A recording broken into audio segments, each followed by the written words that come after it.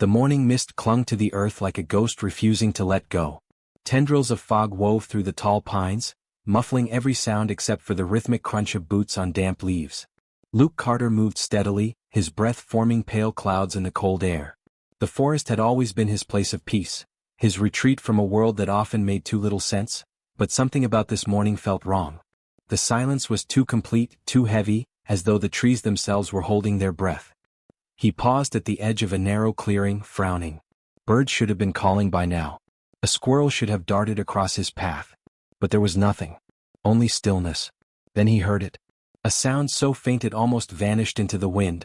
A whimper, trembling and broken, like the sob of a child lost in a nightmare. Luke's breath caught. He turned toward the sound, pushing through a dense thicket that clawed at his flannel sleeves, ignoring the sting of thorns. The whimper came again, louder now, and as he stepped into the clearing, the scene before him slammed into his chest like a hammer. There, half hidden by tall grass and shadows, stood a rusted cage. It was crude and cruel, made from welded steel rods, an ugly scar against the beauty of the land. And inside it, curled into a frightened ball, was a baby Mustang. The foal's coat was the color of warm copper, though patches were darkened by mud and fierce sweat. Its limbs were too thin, trembling beneath its fragile weight. Its dark eyes were wide, panicked, darting between the strange man approaching and the quiet woods beyond. The cage wasn't just abandoned, it was deliberate. Placed. Meant to trap. Luke's jaw clenched. He crouched slowly, making himself small, non-threatening, whispering soft nonsense to soothe the terrified creature. Easy now, little one. I'm not gonna hurt you. You're safe now. I swear it. The foal shifted, muscles taut. A weak cry escaped its throat, a sound of pure despair. Luke's hands hovered near the rusted latch, but it was jammed tight. The whole cage looked like it hadn't been opened in days, maybe longer. Flies buzzed around the edges and fresh claw marks scored the ground nearby. Coyotes. They'd been circling. The foal wouldn't have lasted the night. But who would do this? Who would trap a baby horse like this and just leave it? A twig snapped behind him. He turned, hand instinctively moving toward the knife at his belt, but then he froze. Across the clearing, half in shadow and half in rising light, stood a mare. She was beautiful. Wild. Her chestnut coat gleamed with a ruddy glow, and her black mane billowed with every breath. But it was her eyes that rooted Luke to the ground. They were wide with fury, wet with grief, burning with maternal instinct so strong it felt like a force of nature.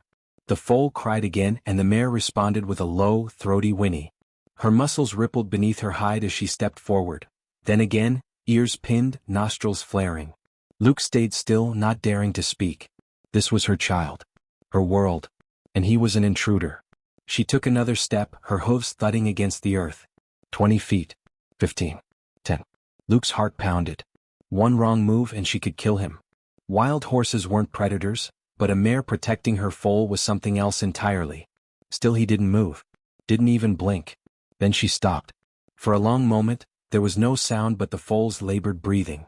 Luke locked eyes with her and slowly, deliberately, he lowered himself to his knees. I didn't put him there, he whispered. But I'm gonna get him out. The mare's ears flicked. She didn't retreat. She didn't charge. She just stood there watching, as if weighing his soul. Luke knew he couldn't open the cage without tools. And going back to the truck meant leaving the foal alone, and leaving this desperate mother with nothing but her grief and rage. He looked at her again. I'm coming back. I swear it. I won't leave him. As if she understood, the mare took a slow step toward the cage. Her muzzle reached through the bars, brushing against the foal's head. The baby nuzzled her weakly, eyes closing for a moment. Then the mare turned her gaze back to Luke, sharp and unreadable. He rose and backed away, never turning his back, never breaking that strange, sacred eye contact. Only when he was far enough to be sure she wouldn't chase did he turn and run. The forest seemed to hold its breath again as Luke jogged the half-mile back to where his old pickup waited on the dirt trail. He threw open the toolbox in the bed, grabbed bolt cutters, a crowbar, gloves.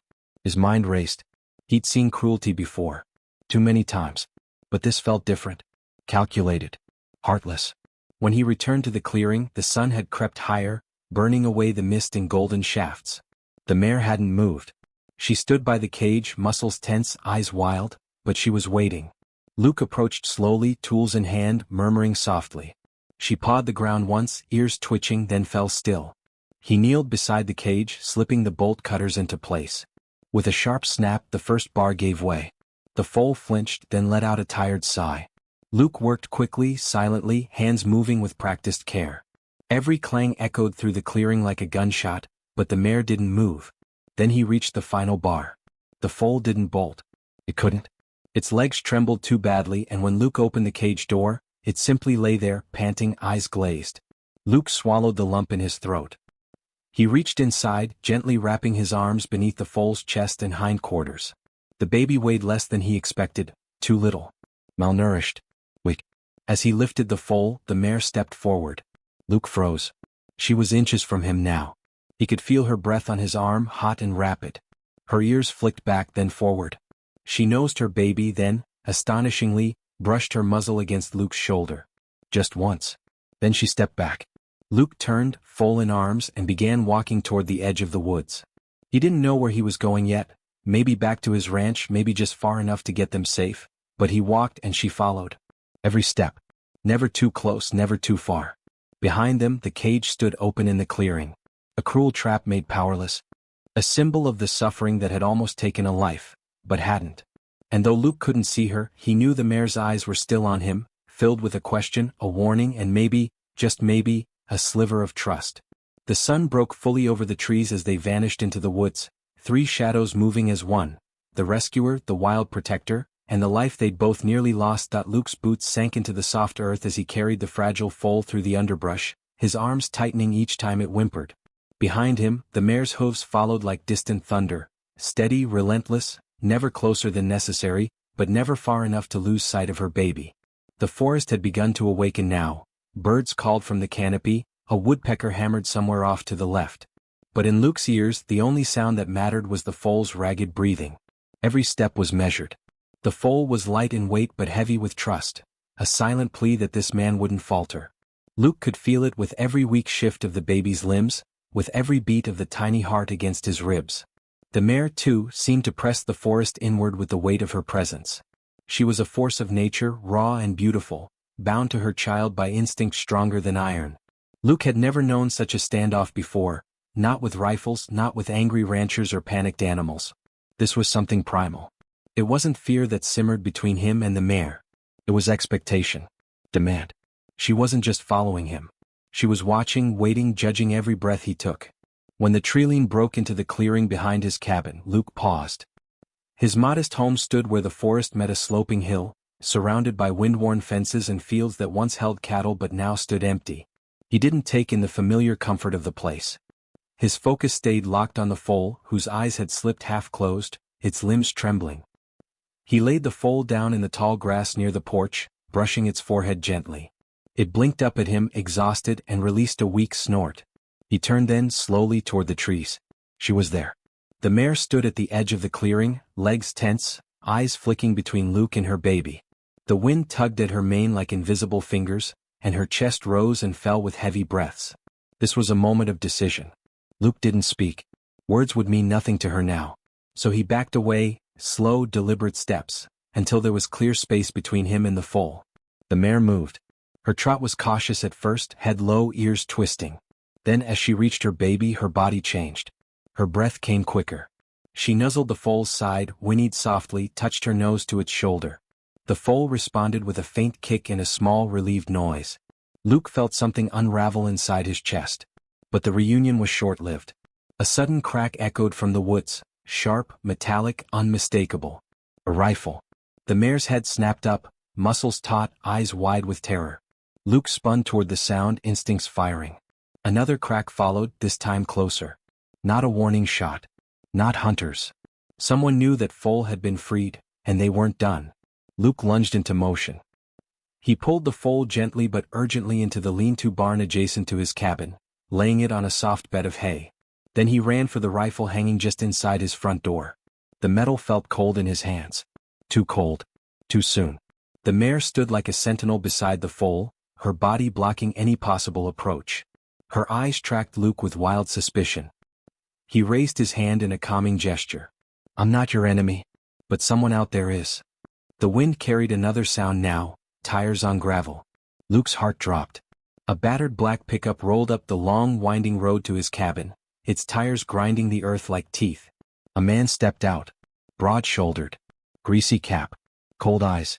Cole Weaver. Luke hadn't seen him in years, not since their falling out over a land deal that Cole had twisted into something cruel. But this wasn't about property anymore. This was about cruelty. About a cage in the woods. Cole raised a hand in mock greeting. "Heard you've been harboring some trouble, Carter?" Luke's grip tightened on the rifle. That baby horse didn't crawl into that cage on its own. Cole's smile didn't reach his eyes. "You're trespassing on things you don't understand. That horse ain't yours." "She's not yours either," Luke snapped, stepping between the barn and the approaching man. "She's not anyone's." Cole took a step closer. "They're pests. They trample fences, steal feed, drive off cattle. You think you're saving something pure, but they're a menace. You let 'em breed, you get chaos." Luke's voice dropped, cold and certain. "You left a baby to die in a cage. That's not management. That's murder." Behind him, the mare let out a fierce snort, stomping the ground. Her muscles bunched, her head lowered, nostrils flaring. The foal made a weak sound, and she moved to shield it again. Cole's hand dropped to his hip. Luke saw the flash of metal, a sidearm. Luke raised his rifle halfway. "Don't." The standoff hung there, stretched so thin the air itself felt ready to snap. Two men, old enemies with a new line drawn in the dirt. One rifle. One pistol. And a wild mare who would not back down. Then the foal cried. It was soft. Barely audible. But it changed everything. The mare whinnied, turning her body fully to block the barn door. Her whole being screamed protection.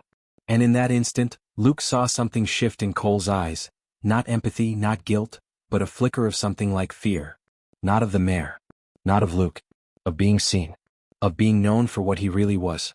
Luke took a single step forward, eyes locked. "Go home, Cole. This ends here. You try anything else, and the next time someone finds a cage in those woods, it won't be empty." Cole's jaw tightened. He spat on the ground, cast one last glare at the mare, then turned and walked back to his truck. The engine roared. The tires threw gravel like shrapnel. And then he was gone. Luke didn't lower the rifle until the sound had vanished completely. When he turned, the mare was still watching him. Her chest heaved. Her body was tense. But she didn't bolt. She didn't run. Instead, she returned to her foal's side and lay down beside it, her body curling protectively around the tiny form. Luke leaned his rifle against the porch rail and sat on the top step, elbows on his knees. He watched them as the afternoon light spilled over the clearing, golden and soft. The tension had not fully eased.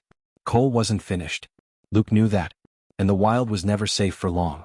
But for now, in this one moment, there was peace. And for the first time, the mare didn't just tolerate him. She trusted him, just enough to sleep. The night settled like a velvet shroud over the cabin, the sky inked with stars and the wind a low whisper threading through the trees. Inside the barn, a flickering lantern cast golden halos over the straw-strewn floor where the foal lay, curled against its mother. The mare dozed with one eye half open, her chest rising and falling with slow rhythm, but her ears twitched at every creak of wood or rustle of leaves. She hadn't let her guard down completely. Not yet. Luke sat on a stool just a few feet away, the rifle leaning against the wall beside him. His gaze drifted between the mare and the foal, then occasionally out the narrow barn window toward the darkened road. His muscles ached from tension he hadn't allowed himself to release. Cole's visit had rattled more than the foundations of the cabin. It had reminded Luke of how far some people would go to exert control over what wasn't theirs. He leaned back, exhaling slowly. Every instinct told him Cole wouldn't let this go. Men like that didn't walk away, they circled back when the dark gave them cover and the law slept. Luke had bolted the doors and tucked the foal and mare inside the safest space he could offer. But the barn wasn't a fortress. It was barely more than timber and hope. The clock above the stove struck midnight. A hollow chime echoed across the clearing, and that's when Luke saw it, movement beyond the edge of the woods. A flicker. Then a glint. His body tensed as he stepped quietly outside, barefoot against the cool grass, moving like a shadow across the yard. He crouched near the fence, eyes scanning. Then he saw them, two figures moving slowly, deliberately through the underbrush. One held a flashlight low to the ground. The other, a crowbar. Cole hadn't come alone. Luke's pulse surged. He didn't dare fire a warning shot. It would spook the mare or worse send the foal into a panic. But he couldn't just wait for them to reach the barn. He ducked back inside and crossed quickly to the mare, his voice low, urgent. "I need you calm. Just for a little longer." She stared at him, unmoving, but she didn't bolt. "Not yet." He turned to the foal and knelt, stroking its muzzle. "You're not safe here anymore."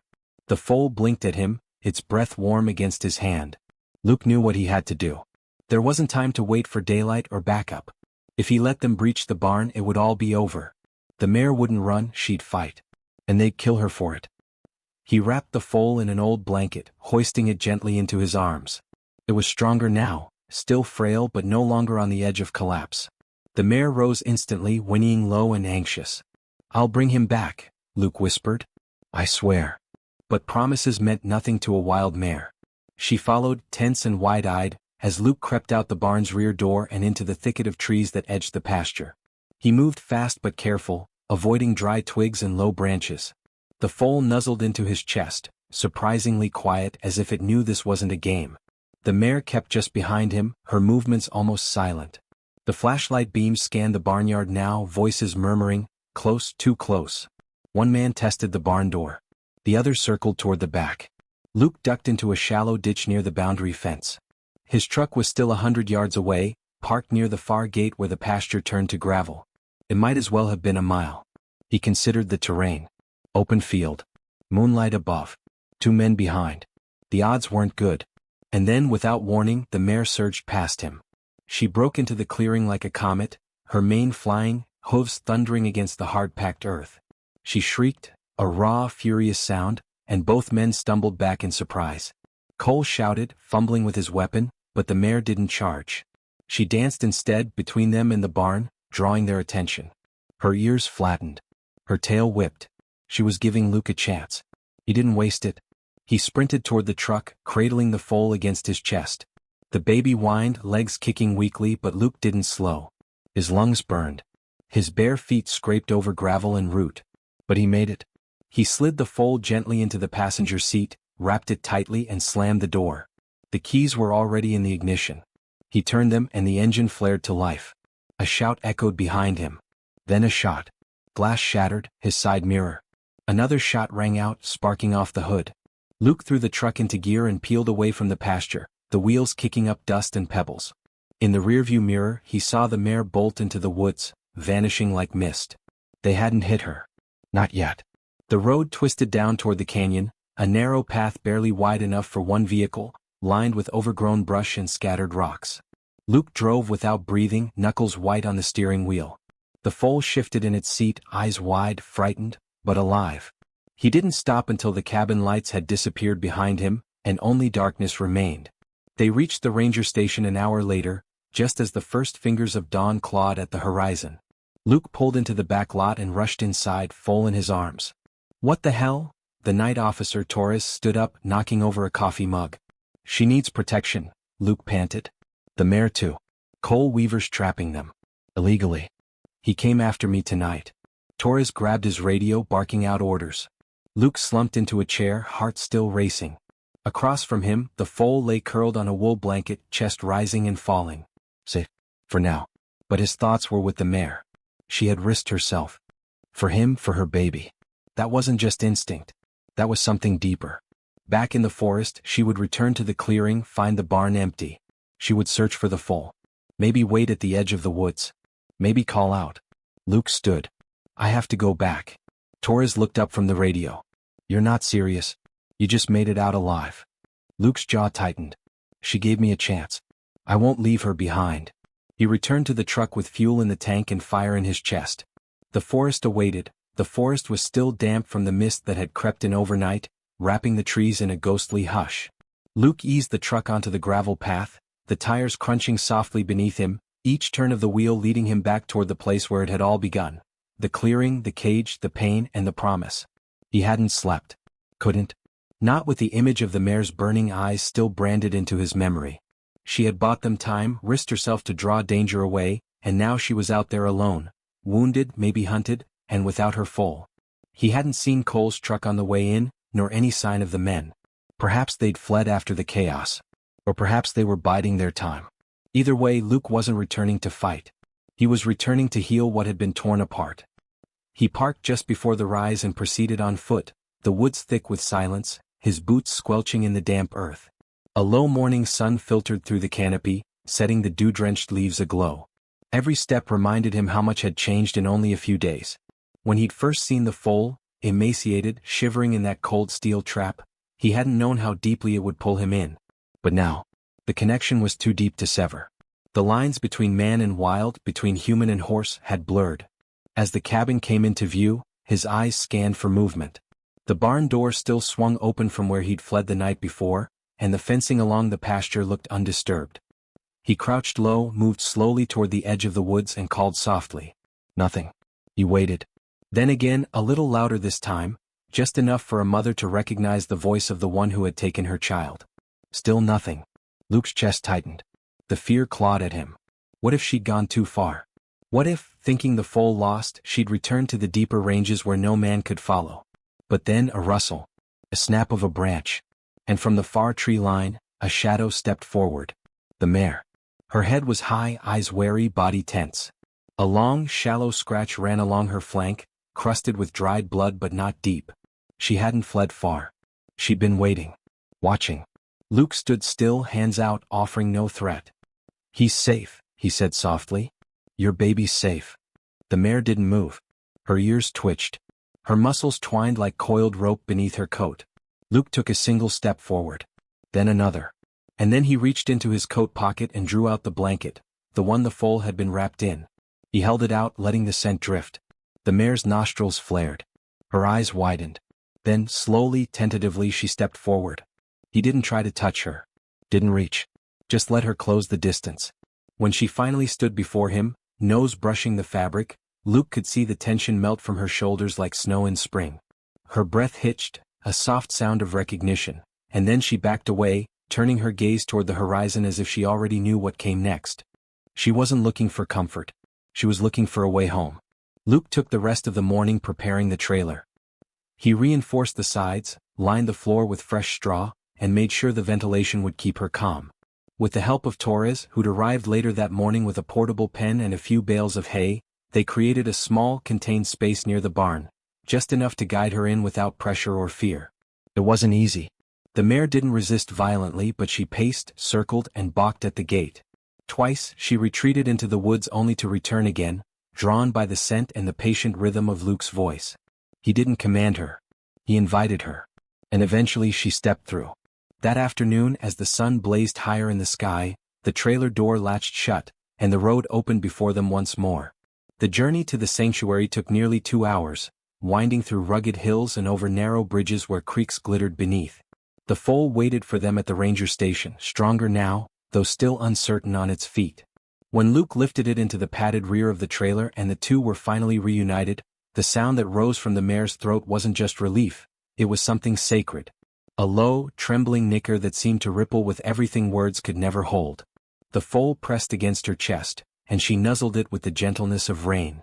By the time they arrived at the sanctuary, the sun had begun its slow descent, casting long shadows over the open meadows and golden valleys that stretched beyond the main gate. The place was quiet, peaceful. Horses of every shape and color grazed under the wide sky, tails flicking, manes catching the wind. It wasn't the wild. But it wasn't captivity either. It was something in between, a refuge. Luke met with the caretakers, signed the necessary forms, and stayed until the last of the light faded. The mare and her foal were released into a spacious paddock near a grove of cottonwoods, a space open enough for them to breathe, to heal, and eventually to remember what it meant to be free. He watched from the fence as the foal stumbled after its mother, mimicking her every move. She lowered her head to graze and he did the same, ears twitching. When she broke into a canter, he followed clumsily, legs too long, steps too quick, but full of joy. Luke didn't call out, didn't wave goodbye.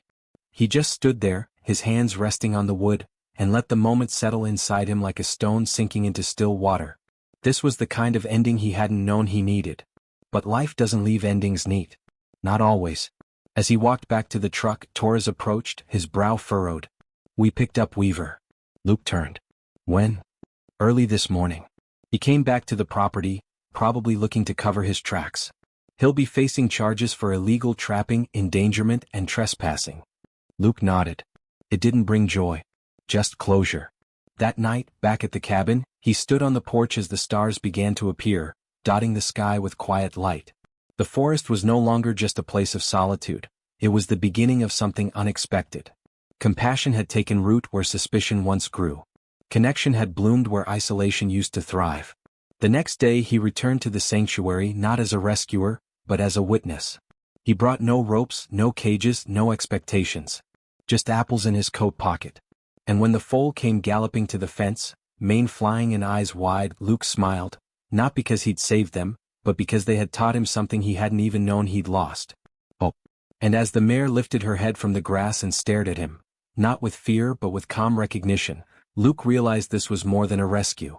Was a return. For all of them.